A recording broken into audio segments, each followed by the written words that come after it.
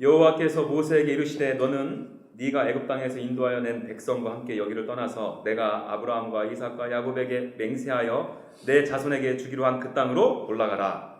내가 사자를 너보다 앞서 보내어 가나안 사람과 아모리 사람과 헷 사람과 브리스 사람과 히브리 사람과 여부 사람을 찾아내고 너희를 적과 꿀이 흐르는 땅에 이르게 하려니와 나는 너희와 함께 올라가지 아니하리니 너희는 목이 곧은 백성인즉 내가 길에서 너희를 진멸할까 염려함이라 하시니 백성이 주의 말씀을 듣고 슬퍼하여 한 사람도 자기의 목을 단장하지 아니하니 여호와께서 모세에게 이르시기를 이스라엘 자손에게 이르라 너희는 목이 곧은 백성인즉 내가 한순간이라도 너희 가운데 이르면 너희를 진멸하리니 너희는 장신구를 떼어내라 그리하면 내가 너희에게 어떻게 할 것인가 정하겠노라 하였습니다.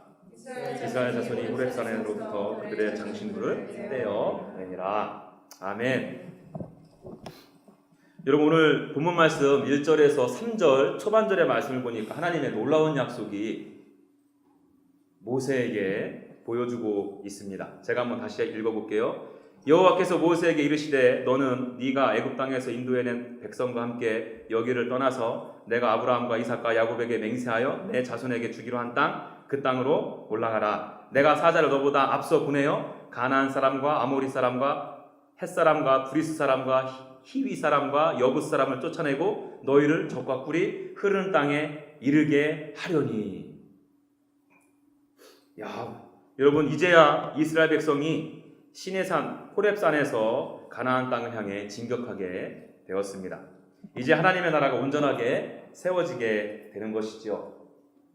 그런데 여러분 한국말에 한국 사람 말은 끝까지 들어봐야 한다는 말 아시죠? 들어본 적 없으세요? 여러분 가끔 하나님의 말씀을 살펴볼 때도요. 하나님의 말씀도 끝까지 들어봐야 할 때가 있습니다. 여러분 좀 전에 읽었던 3절 말씀을 우리 다시 한번 볼까요? 3절 말씀을 전체적으로 보면요. 말씀의 분위기가 사뭇 달라짐을 우리가 확인할 수 있는데요. 제가 3절 초반절 읽겠습니다. 여러분들 눈으로 보십시오. 너희를 적과 꿀이 흐르는 땅에 이르게 하려니와. 여러분 여기까지 읽으면 얼마나 좋습니까? 그런데요. 그 뒤를 이어서 바로 읽어볼게요. 나는 너희와 함께 올라가지 아니하리니 너희는 목이 곧은 백성인즉 내가 길에서 너희를 진멸할까 염려함이라 하시니. 여러분 이 33장 3절의 말씀은요. 원래 이 한글 번역에는 나와 있지 않는데요. 영어 번역본을 보게 되시면 3절 초반과 그 뒤를 읽어준 부분 있죠. 그 3절 초반과 그 뒤를 잇는 문장에 접속사가 하나 생략되어 있습니다. 그것이 뭐냐 하면 바로 but. 발음 잘해야 되는데 but. 여러분 이 접속사가 뭘 의미하는지 아시죠? 앞의 내용과는 상반되는 내용을 전할 때 사용하는 접속사예요. 아시는 것처럼요. 이 but이라는 접속사는 어디에 더 무게 중심을 두고 있죠? 바로 but 뒤에 나오는 내용에 좀 더 비중을 두고 있습니다. 아니 좀 더 정확히 말하면요. 거의 100에 가까이 무게중심을 but 뒤에 두고 있어요. 앞의 내용은 사실 그렇게 중요하지 않습니다. 여러분 여기 청년들이 많으니까요. 제가 이 예를 드리면 여러분들 이해하기 쉬울 것 같아. 여러분 저는 청년들을 많이 만나지 않습니까? 그래서 가끔 태자 맞는 지체들을 보면 안타까울 때가 있습니다.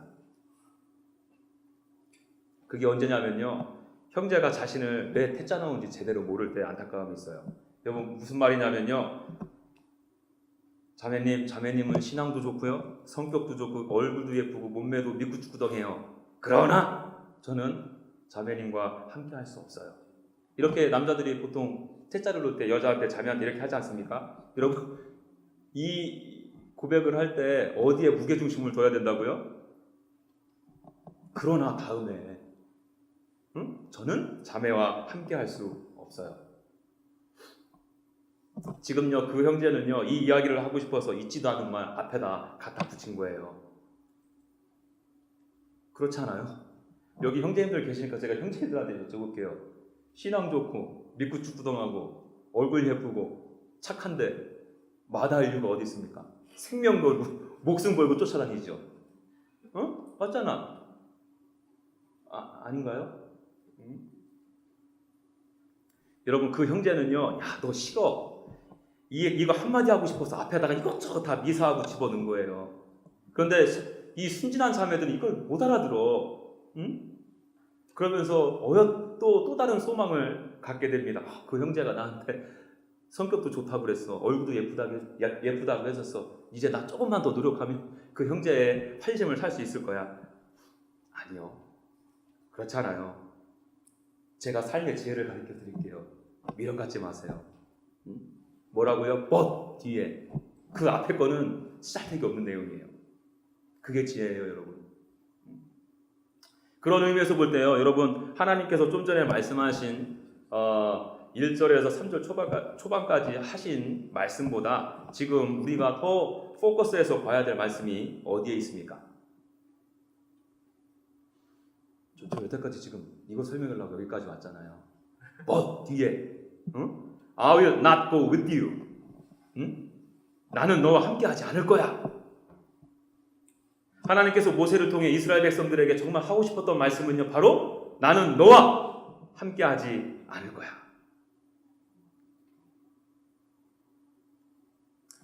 여러분, 한 나라가 세워지기 위해서는요, 주권, 법이 있어야 되고요, 그리고 땅이 있어야 되고요, 국민이 있어야 하죠. 그리고 그 나라가 온전히 세워지고 배 따시고 등 따시게 지내려면 훌륭한 왕이 있어야 되지 않습니까? 여러분, 하나님의 나라도 마찬가지거든요. 하나님께서 세우신 백성, 또 그 백성들에게 법을 주시고 지금 땅을 주시기로 허락하셨어요. 아울러 만왕의 왕이신 하나님께서 진정한 자유와 평안과 쉼을 주십니다. 생각만 해도 얼마나 좋아요. 그런데요, 만왕의 왕이신 하나님께서 함께 가시지 않으면 이거 어떻게 되는 겁니까? 더 이상 그들의 삶 가운데, 그들의 삶의 모든 영역 가운데 하나님의 간섭하심과 통치함이 없으면 이거 어떻게 되는 거야?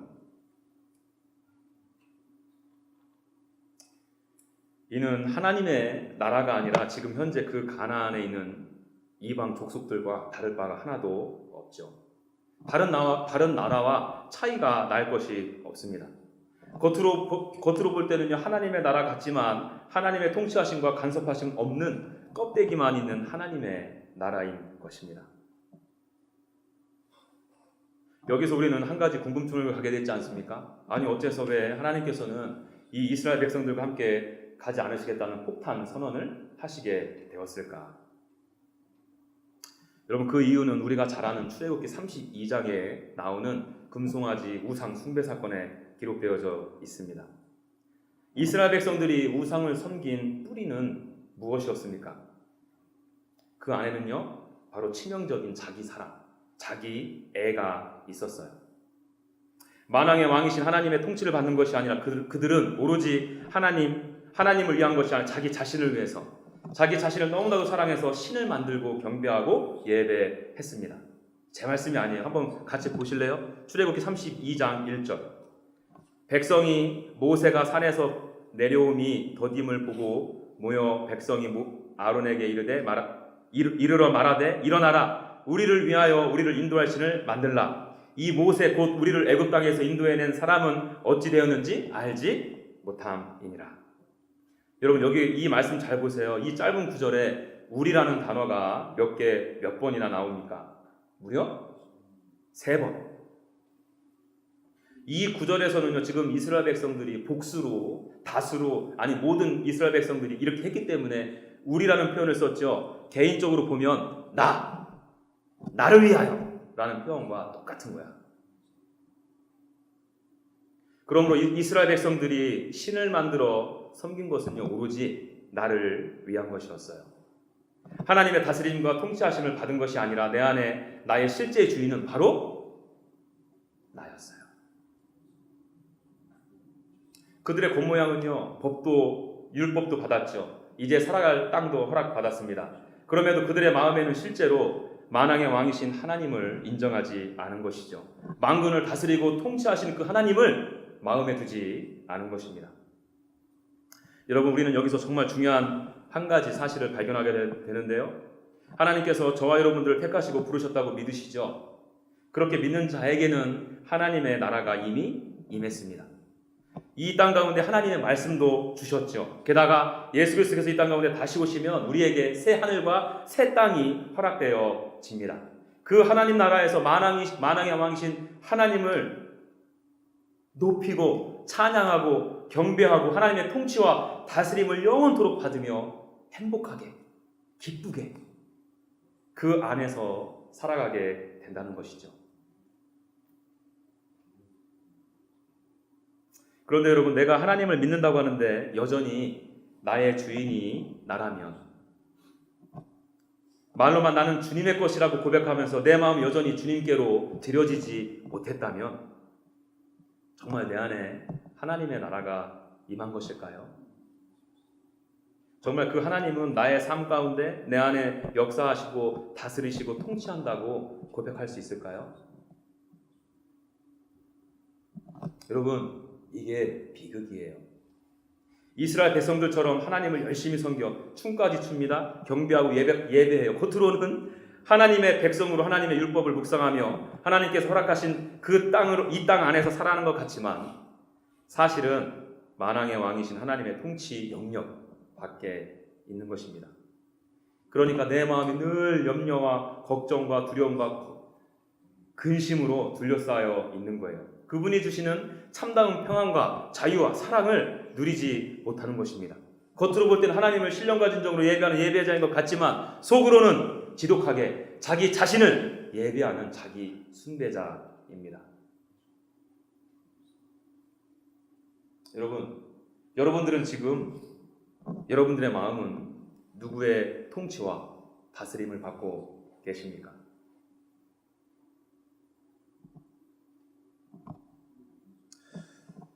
여러분, 이 이스라엘 백성들의 죄악됨에도 불구하고요, 이 안에서 저는 이 3절 말씀을 묵상하면서 하나님의 깊은 사랑을 또 한 번 발견하게 되었거든요. 여러분, 만일 정말 하나님께서요 이스라엘 백성들과 함께 가고 싶지 않으셨다면 어떻게 하셨을까요?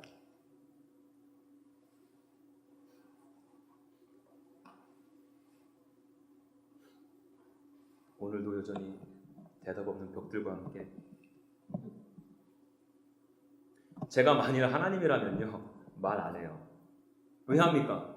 아니, 이스라엘 백성이 가나안 땅을 정복하는데 천사를 보내서 땅을 차지하게 될 거야. 약속한 거는 있으니까 그렇게 해주겠죠. 그러나 전혀 그들의 삶에는 간섭하지 않을 겁니다. 왜? 내 사랑이 배신당했는데 내가 굳이 그들을 왜 품어야 되죠? 가나안 땅에 들어가 우상을 섬기던 이방 여인과 혼인을 하던 무슨 상관입니까? 그냥 입 다물고 가만히 있으면 스스로 망할 텐데요. 여러분, 흔히들 그런 말 하잖아요. 사랑의 반대말은 미움이 아니라 무관심이다. 저는 이 말에 100% 동감합니다. 저도 그래요. 아예 사랑의 마음이 없는 분들에게는 아무 말도 하지 않습니다. 어른들 앞에서 내가 저렇게 행동을 하던, 삶 가운데 무기력하게 살아가던, 영적으로 그렇게 널브러져 있든 제가 무슨 상관입니까? 상관하지 않아요. 아무 관심 없어요. 그런데요, 제 마음에 있는 분들이라면 힘들어요. 그 모습을 볼 때 안타까워요. 제 가슴이 어떨 때는 찢어지는 것 같아요. 그래서 제가 여러분들을 그렇게 잔소리하는 거예요. 제가 여러분들 얼마나 사랑하는지 아시겠죠? 여러분들의 표정을 보니까 한 번만 더 사랑했다는, 아주 그냥 사랑 잡겠다는 표정이에요. 여튼 저는 오늘 본문 말씀 안에서 이스라엘 백성들을 너무 사랑하신 하나님의 마음을 보게 됩니다. 원래 하나님의 본심은요, 그들 이스라엘 백성들과 함께, 당신께서 사랑하시는 당신의 백성들과 함께 가나안 땅으로 함께 가고 싶으셨던 거예요. 그 땅에서 아버지와 자녀 간의 아름다운 사랑과 교제를 나누고 싶으셨던 것입니다. 그래서 마치 어린아이같이 내 마음을 알아달라고, 야, 나 너희랑 이제 안 놀 거야? 나 너희랑 같이 안 갈 거야? 이렇게 지금 말씀하시는 거야. 매번 이 구약의 말씀을 묵상할 때마다 느끼는 거지만요, 하나님은 정말 이스라엘 백성들을 뼈저리게 사랑하셨어요. 이스라엘 백성들이 아무리 그렇게 등을 돌리고 고개를 돌려도 우리 하나님은 그들에게 먼저 찾아가 주시고 그들을 부르시고 그들이 돌아오기를 원하셨어요. 여러분, 이 하나님의 마음이 오늘 이 시간에 저 여러분들 향한 하나님의 마음이 아닐까요? 여러분들은 지금 누구와 함께 계시나요? 이곳에 나와 있지만 일요일마다 교회에 가서 예배할 때 그 자리에 앉아 있기는 하지만 누구를 예배하시나요? 혹시 하나님께 고개를 돌리고 있지는 않나요? 하나님으로부터 등을 돌리고 있지는 않으신가요? 여러분, 그럼에도 여전히 여러분들 부르시는 하나님께로 돌아가십시오. 이제 돌아가세요. 이제 그만 나를 위해서 내 삶의 왕으로 앉아있던 그 마음의 자리에서 내려오십시오. 여러분들의 삶을 만왕의 왕이신 하나님께 내어 맡기십시오. 우리의 왕 되신 하나님은요, 자비하심과 인자하심이 풍성하신 분이십니다. 사랑과 은혜가 긍휼하심이 풍성하신 분이세요. 그 품에 안겨서 하나님의 진실한 사랑, 진정한 사랑을 맛보아 누리십시오. 그분의 그 너그러운 품 안에서 주님과 아름다운 교제가 일어나기를 간절히 소망해요. 여러분들 중에서 예배 자리에 많이 자주 최근 들어서 찾아오시는 분들이 속으로 그런 말씀 하실 수도 있을 거예요. 왜 자꾸 전도사님은 하나님과 나의 관계에 대해서 말씀하시나? 나보고 지금 들으라고 하는 소린가? 여러분, 제가 그렇게 머리가 좋으면 뭐 여기 있겠습니까? 그냥 저는 한 주 한 주 주시는 말씀 가지고 설교하기도 바쁜 몸이에요. 그런데 제가 이 말씀을 준비하면서 한 가지 확신이 들었어요. 부족한 저에게 이런 비슷한 말씀을 계속 여러분들에게 주시는 이유가 무엇이겠습니까? 하나님은 여러분들 너무나도 사랑하시기 때문에 부족한 저의 언변을 통해서 계속 부르시고 계시는 거예요. 여러분들과 그렇게 교제하고 싶으시기 때문에, 여러분들과 그렇게 함께하고 싶으시기 때문에 지금 계속해서 여러분들을 초대하고 부르시고 계신 거예요. 마태복음 23장 57절을 현대인의 성경으로 제가 한번 읽어볼게요. 예루살렘아, 예루살렘아, 네가 예언자들을 죽이고 하나님이 보내신 사람들을 돌로 치는구나. 암탉이 병아리를 날개 아래 품듯 내가 내 자녀를 모으려고 한 적이 몇 번이냐? 그러나 너희가 원하지 않았다. 이 말씀 무슨 말씀에서 나온지 아시죠? 하나님께서는 이스라엘 백성들을 위해서 수많은 선지자들을 보내셨어요. 심지어 마지막으로 그리스도를 보내셨습니다. 왜요? 그 선지자들이 한 말 한 말 줄이면요, 한마디예요. 돌아와.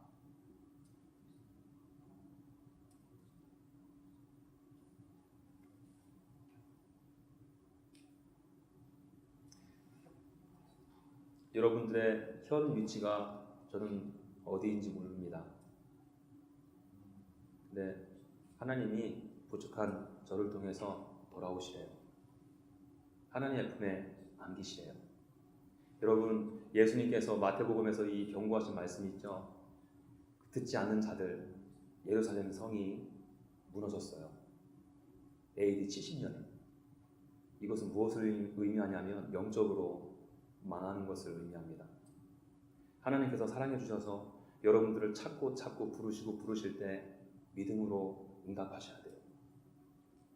그렇지 않으면 이 말씀처럼 예루살렘이 무너지듯이 우리의 모든 삶이 무너지게 돼요.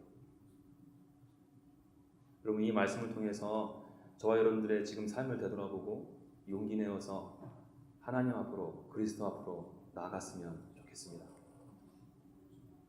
그분은 여러분들과 교제하고 싶어 하십니다. 함께 가나안 땅으로 가고 싶어 하세요. 부디 바라기는 여러분들에게 그 믿음이 이 순간, 이 시간에 작동되어지기를 간절히 소망합니다. 여러분, 지금까지는요, 우리는 하나님과 이스라엘 백성의 모습을 한번 살펴보았고요. 이제는 하나님과 모세의 관계를 살피면서 하나님께서 진정으로 저에게 또 여러분들에게 원하시는 것이 무엇인지를 한번 살펴보는 시간을 갖겠습니다. 하나님께서 모세에게 나는 너희와 함께 올라가지 않을 거야 라는 결별 선언을 듣고 취한 행동이 무엇이었습니까? 저와 여러분들이 읽지는 않았지만 7절에서 11절을 보시면 모세는요, 곧바로 회막문으로 나아갑니다. 하나님과의 깊은 만남을 갖기 위함이죠. 그 회막문 안에서 마치 친구와 같이 친근하게 서로 대화를 주고받았다는 것을 보았을 때 모세는 그 전부터 이렇게 하나님과 친밀한 관계가 쌓여 있었던 것 같아요. 그렇게 친밀한 가운데 그가 하나님께 고백하는 것이 무엇입니까? 13절 말씀을 눈으로 보시겠어요? 내가 참으로 주의 목전에 은총을 입었사오면 원하건대 주의 길을 내게 보이사 내게 주를 알리시고 나로 주의 목전에 은총을 입게 하시며 이 족속을 주의 백성으로 여기소서. 무슨 말입니까? 한마디로 얘기하면요, 하나님 제발 저희들에게서 등을 돌리지 말아주세요. 저희와 함께 올라가 주세요. 이렇게 지금 고백한 거예요. 이 고백을 들으신 하나님의 답이 어떻게 됩니까? 14절에 여호와께서 이르시되 내가 친히 가리라. 내가 너를 쉬게 하리라.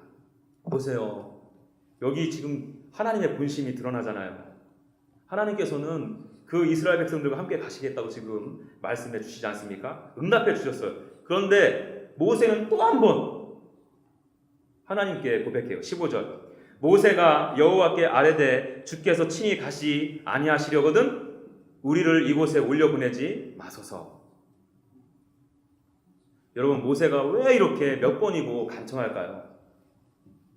하나님께서 이미 응답하셨음에도 불구하고 또 이렇게 요청하는 이유는 무엇일까? 좀 전에 하나님께서 나에게 하신 말씀을 못 알아들어서? 아니죠. 모세는요, 그만큼 하나님과의 동행이 그 어떤 무엇보다도 중요했던 거야.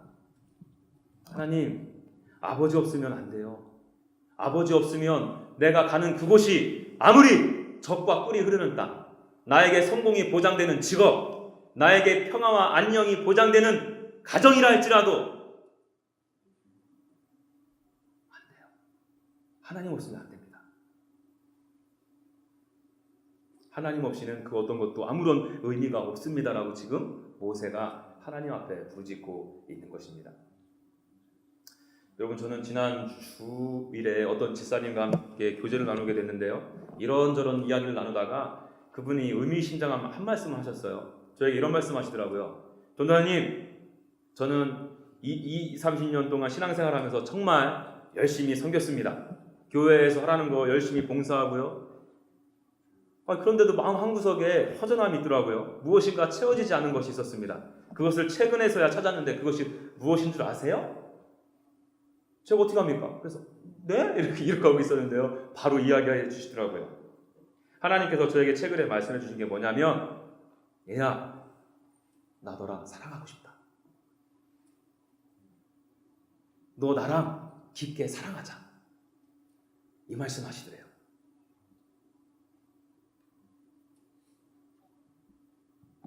저는 그분의 그 고백 앞에 아멘.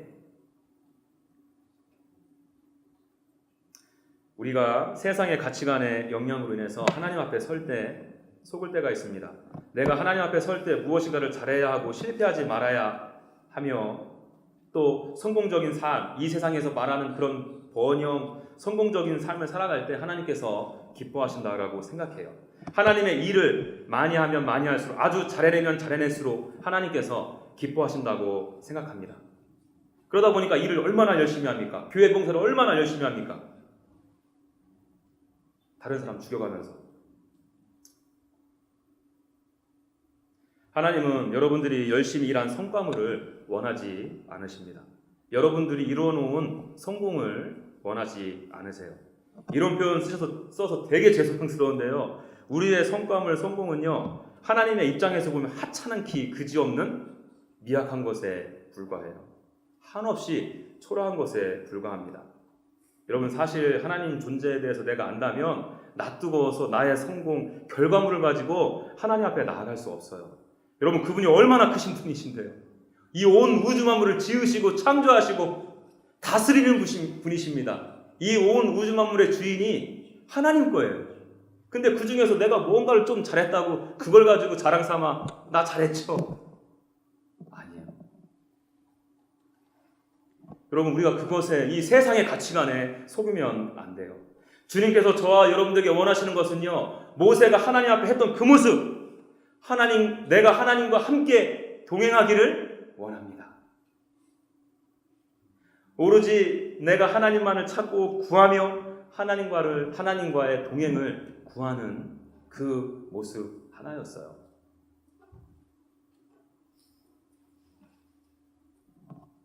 저는 이렇게 하나님과의 교제에 목말라하고 하나님과 함께하는 것을 가장 가치 있게 여기는 모세를 묵상하면서 예수님이 묵상이 되었습니다. 여러분 다 아시죠? 예수님께서 잡히시기 전날 밤에 겟세마네 동산에서 처절한 기도를 하시죠. 예수님께서 하나님 앞에 아버지 하나님께 간청한 것이 무엇이었습니까? 마태복음 26장 39절 초반절 보면요, 이런 말씀이 있습니다. 조금 나아가사 얼굴을 땅에 대시고 엎드려 기도하여 이르시되 내 아버지여 만일 할만하시거든 이 잔을 내게서 지나가게 하옵소서. 예수님의 기도 제목은요, 이 잔이 예수님으로부터 지나가는 것이었습니다. 여러분, 여기서 말하는 잔은 무슨 잔인가요? 커피잔? 와인잔? 분노의 잔이었습니다. 십자가 형벌의 잔이었어요. 하나님으로부터 받아야 할 진노의 잔이었습니다. 여러분, 이 잔은 참으로 감당하기 힘든 고통이었어요. 이 고통에서 벗어나게 해달라고 기도하신 것입니다. 여러분, 우리가 여기서 한번 생각해 볼 게 있어요. 예수님께서 과연 이 잔을 옮겨달라고 했던 그 고통에는 어떠한 것들이 있을까? 첫 번째로 생각해 볼 것은요, 바로 육체적인 고통이었을 것입니다. 아시죠? 예수님은 잡히시던 날부터 심한 채찍으로 고문당하셔야 했습니다. 여러분, 그거 아십니까? 로마 군사들이 썼던 채찍은요, 이런 채찍이 아니었어요. 2m가 넘는 긴 채찍에 채찍 끝에는 나비 모양으로 된 납이 있었어요. 그래서 이렇게 해지도 못해 휘잉휘잉 돌려가지고 어떻게 되겠습니까? 그 납덩어리가 내 이 살 안에 파고들겠죠. 잡아당길 때 어떤 일이 벌어지겠습니까? 등뼈, 갈비뼈, 어깨뼈 다 드러나도록, 그렇게 살점이 다 찢겨나도록 그런 심한 고통과 고문을 당했어요. 그렇게 심한 고문을 당하신 후에 거의 거반 죽으시기 일보 직전까지 십자가를 지시고 골고다로 오르신 것입니다. 두 번째 고통에는요, 정신적 고통이 있을 수 있었겠죠. 만왕의 왕이신 예수님께서 가시 면류관을 쓰셔야 했습니다. 온 몸에는 침 세례를 받으셔야 했어요. 그리고 온 몸이 발가 벗겨진 채로 모든 수치를 감당하셔야 했습니다. 주변 사람들로부터 비아냥거리는 소리를 들으셔야 했죠. 여러분, 신이 피조물인 인간한테 비아냥거림을 받는다고 생각해 보십시오. 사람과 사람이 비아냥거리고 빨개 벗기고 수치감을 줘도 얼마나 수치스러운데, 그렇게 받는 정신적인 고통과 수치감이 얼마나 크겠습니까? 그런데 당신께서 지으신 피조물이 나한테 그렇게 정신적으로 고통을 가한다고 생각해 보십시오. 얼마나 고통스럽겠습니까? 그리고 세 번째 고통도 있어요. 그것은 바로 아버지 하나님과 성령 하나님과의 단절, 분리해서 오는 고통이었습니다. 여러분, 이 내용을 이해하시려면 하나님의 존재 방식을 좀 아셔야 되는데요. 여러분 아시죠? 하나님은 성부, 성자, 성령, 이렇게 삼위의 하나님으로 존재하십니다. 하나님은 셋이면서 하나이시고요, 하나이면서 셋입니다. 그 이상은 저도 잘 몰라요. 저한테 물어보지 마세요. 이거는 신비예요. 이 삼위일체 하나님은요, 한 분 한 분은 스스로가 가장 완벽하시고 아름다우시고 완전하신 분이세요. 그분의 속성 안에는 무한하신 사랑과 영광이 풍성하게 있으십니다. 조금도 부족함이 없으시죠. 이 삼위 하나님께서 서로 연합해서 아름다운 공동체를 이루시며 그 안에 서로 존중하고 사랑함으로 그 안에 풍성한 기쁨과 연합됨이 있어요. 그 안에는 세상 어느 것과도 비교할 수 없는 사랑의 풍성한 교제가 일어나게 되는 것입니다. 신학자 플랭팅가는요, 삼위일체 하나님에 대해서 이렇게 설명했어요. 들어보시겠어요? 하나님 안에 세 위격은 서로를 영화롭게 한다. 하나님 안에 있는 각 위격은 서로를 높이고 서로 교제하며 서로를 존중한다. 각 위격은 다른 위격들을 자기 존재의 중심에 품고 있다. 끊임없는 자문과 수용을 통해 각 위격은 서로를 덮으며 애워싼다. 따라서 하나님의 내적 삶은 서로에 대한 동준심으로 넘쳐난다. 여러분, 이렇게 서로를 사랑하시고 존중하시고 영화롭게 하던 위격 중에 성자 하나님, 이 예수님께서 지금 십자가를 지셔야 했던 거예요. 십자가를 짓는다는 것은 무엇을 의미한다고 했죠? 십자가 위에서 죽으셨다는 거죠. 3일 동안 죽음을 경험하셔야 했습니다. 죽음이란 곧 생명력 넘치시는 다른 위격의 하나님과의 단절을 의미하는 거예요. 하나님과의 분리를 의미하는 것입니다. 하나님과 3일 동안 함께 하실 수 없는 것에 대한 극도의 고통을 느끼신 거예요. 여러분들이 생각하시기에 예수님께서 하나님께 이 잔을 내게서 옮겨주세요라고 기도할 때 어떤 고통이 제일 컸을 것 같습니까?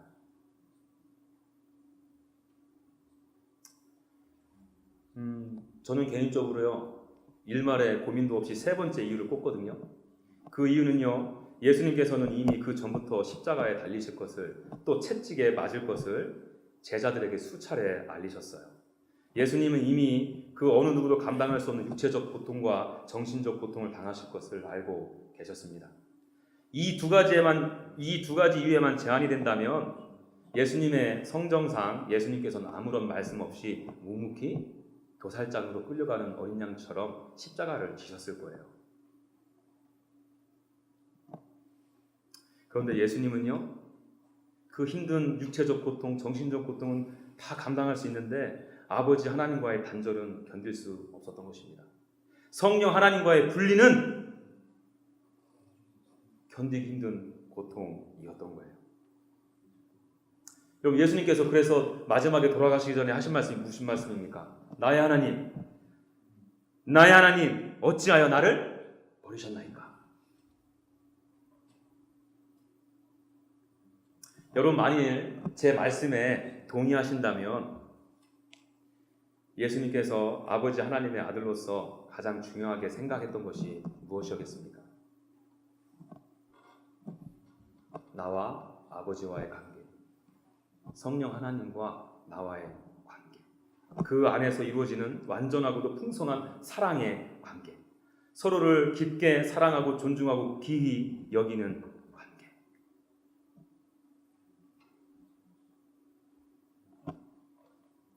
여러분들은 이렇게 모세처럼, 예수님처럼 하나님의 관계를 절대적으로 두고 계십니까? 나에게 어떠한 가나안 땅이 허락되더라도 하나님이 함께 하시지 않는다면 다 소용이 없습니다. 저에게는 오직 하나님 한 분만이면 족합니다. 예수님처럼 내가 주의 말씀을 순종하기 위해 육체적 고통은 얼마든지 감당할 수 있습니다. 정신적 고통도 이겨낼 수 있습니다. 그런데 아버지의 단절만큼은 참을 수 없는 고통입니다. 성령 하나님과의 분리는 받아들일 수 없는 하나님의 명령입니다. 여러분, 이렇게 하나님께 땀이 피범벅이 되도록 그렇게 기도하실 수 있으시겠습니까?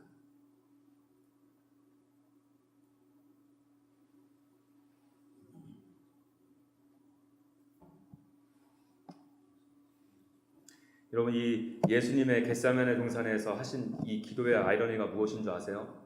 하나님을 너무 사랑하기에 성부 하나님과 이 성령 하나님과의 단절을, 또 분리를 그렇게 힘들어하시고 고통스러워하셨죠. 근데 그럼에도 예수님은 아버지를 너무나도 사랑하셨기 때문에 그 십자가를 지시고 죽으심으로 아버지 하나님과의 분리를 경험했다는 거예요. 바로 저와 여러분들 때문에. 하나님을 너무나도 사랑하시고 저와 여러분들을 너무나도 사랑하셨기 때문에 하나님과 그렇게 분리되는 그 큰 고통 가운데에도 담대히 십자가를 지는 그 골고다 언덕으로 십자가에서 죽으신 것입니다.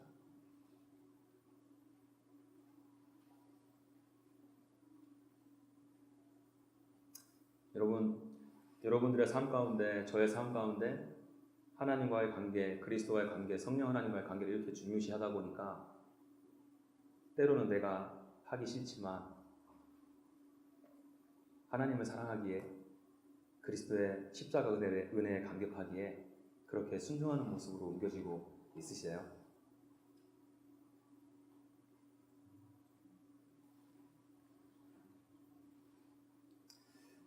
여러분,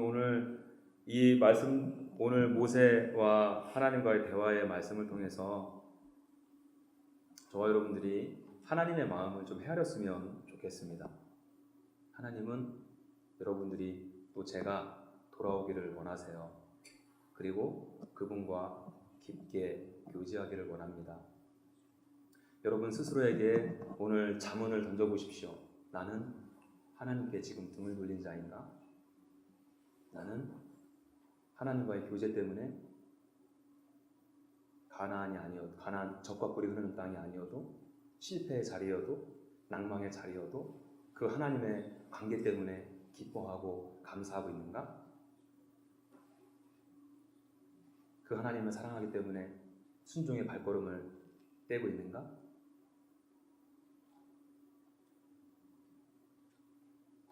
여러분 바라기는요, 이 말씀을 통해서 지금 저와 여러분들의 삶 가운데 역사하시는 그 하나님께서, 성령 하나님께서 강하게 역사해 주시기를 원해요. 그리고 이 말씀이 제가 하는 말씀이 아닌 하나님께서 여러분들의 귀에 대고 말씀하시는 음성으로 들려지기를 성령 하나님 앞에 간절히 기도할 뿐입니다. 그래서 정말 이 세상 그 어떤 무엇보다도 하나님을 사랑하고 하나님의 교제에 목말라하고 하나님을 사랑하기에 나에게 주어진 십자가를 나를 날마다 부인하고 부정하며 순종의 걸음을 살아내는 그런 저와 여러분들이 되어지기를 간절히 소망합니다. 우리 그 마음으로 하나님 앞에 기도하면서 나갈까요?